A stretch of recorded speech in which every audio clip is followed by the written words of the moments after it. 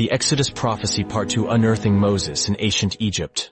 Moses, the prophet of Africa, sent to the faithest of Egypt, called in those times Israelites, the tribes of Iz and Zerl, circa 1553 BC, pre-New Kingdom Egypt. In this era of information, where all things dark are brought to the light, amazing revelations are being exposed in the book of earth, sky, and spirit. Ospi AMENEMHET as Moses. Book of Lika Ospi. 1513. Moses grew and became a large man, being a pure Ihuan, copper-colored and of great strength. And Pharaoh, having no son, bestowed his heart on Moses, and raised him as a prince, having provided him with men of great learning to teach him. Moses was master of many languages, and also made acquainted with kings and queens, and governors far and near.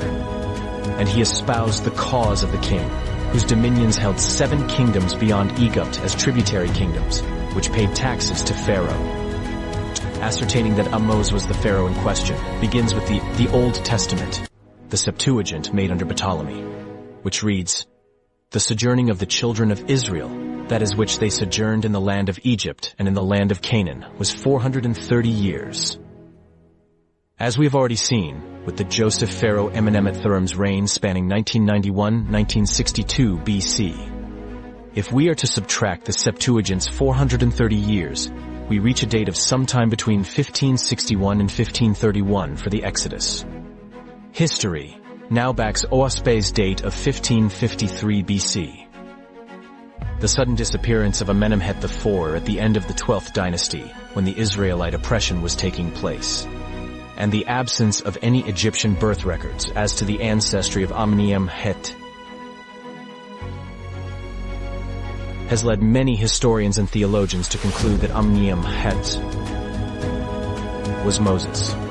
Now at the time of the birth of Moses, there were 13 million, and the oracles of the Egyptians prophesied that when the Israelites were once out of the country, they would unite with the kingdoms where Moses had been ambassador, and then return and overpower the Egyptians. 1533. And in order to stigmatize Moses, they said he fled away from Pharaoh's palace, because he had seen 2 men, an Egyptian and an Israelite, fighting, and that Moses slew the Egyptian and buried him in the sand. And the recorders thus entered the report in the Egyptian recorder's house. In those days, Egypt was a land of glory and of misery.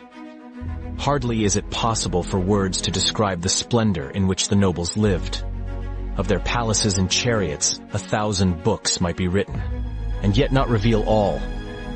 And as to the members of the king's court, so grand were they that many of them did not stand on the ground from one year's end to the other. Of the miseries of the land of Egypt, half has never been told, nor ever shall be. For they were of the nature of the flesh, and of such kind that one may not mention them fully. Moses said, Jehovah has planned this migration. It cannot fail. 27 to 18 to 16. Now on the night of the Passover, when the Israelites made the covenant on the blood of the Lamb, a hot wind blew upon the face of the earth, and the firstborn of the Egyptians fell dead, both man and beast. And Pharaoh's son died, and his brother's son, and the firstborn of every courtier, and every noble's firstborn, and all other people, their firstborn, so that in every family there lay one dead. Pharaoh was now stricken, but not to repentance, for evil was in his heart. And he cursed Moses and the Israelites, and swore an oath to destroy Israel, man, woman, and child. As for the faithists, not many of them had slept during the night, but were providing for the journey. From all the different regions of Egypt they went forth towards Sukkoth, westward of Sukkoth.